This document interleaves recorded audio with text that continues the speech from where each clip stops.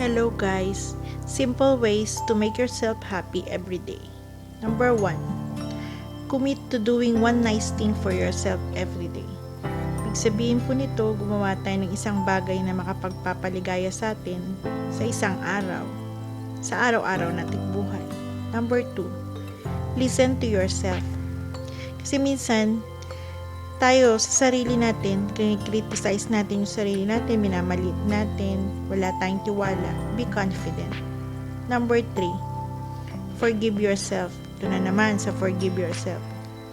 Mahirap na naman to. Kasi may mga bagay tayo na ginawa na di natin dapat gawin. At may mga bagay tayo na dapat nating ginawa pero hindi natin ginawa. At may mga tao tayong napahamak para tayo maging perpekto. Kaya kasalanan pa rin natin. Forgive ourselves. Number 4, accept yourself as you are right now. Kasi minsan may mga insecurities tayo, lalong-lalo na body image at saka age. Yun yung mga factor na may insecure tayo. Kaya gawin na lang natin, be the best that we can be. Number 5, eliminate toxic people in our life. Ito yun, madaling sabihin pero mahirap gawin. May mga bagay kasi na yung mga taong yun nagbibigay ng kalungkutan sa atin or stress sa araw-araw. Kaya pinakamabuting gawin natin, walk away. Number 6, prioritize your health. Kasi health is wealth. Yan. Take supplements, vitamins, tapos mag-exercise tayo. Healthy living. Number 7, stop skipping meals. Ito yung mahirap na ginagawa natin, dapat di natin pinapabayaan tong mag-skip tayo ng meals. Kasi, ginagawa natin dito, letting blood, sugar, sink stress signals to our brain. Yun, nakakadagdag stress talaga. Number 8, breathe. Siyempre, minsan feeling mo stress ka na, exhausted na, upset ka na.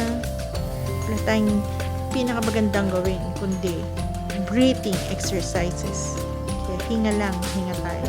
Makakatanggal talaga ng stress yan. Iwas sakit pa tayo. Number 9, give yourself a welcoming place. Ibig ko sabihin nito, may pwesto tayo or may place tayo na gusto natin, syempre hindi makalat kasi nakakairita naman pag makalat, nakakadagdag stress. Halimbawa sa bedroom natin, syempre gusto natin yung malinis, komportable tayo para sa pagtulog natin, maganda, at sa pagising natin, syempre good mood, good morning. Kaya dapat ganun. Number 10, get some sunlight. Syempre, minsan sa trabaho, nakakulong ka lang or sa bahay, nasa loob ka lang ng bahay, hindi ka naaarawan. Syempre, labas-labas din pag may time. Tapos maglakad-lakad, yun, nakakatanggal stress yun. At ang last po, buy some premium products for yourself. Kasi minsan, sa sarili natin nagtitipid tayo. Pero pag sa mga mahal natin sa buhay, sige lang, kahit mahal yan, ibibigay natin. Kasi mahal nga natin sila. Kaya ngayon, sarili naman natin ang paligayahin natin. Bumili tayo ng mga mahal din para sa ganun, makakapagpaligaya sa atin. Yun lamang po, sana po nakapag-share ako sa inyo. Thank you.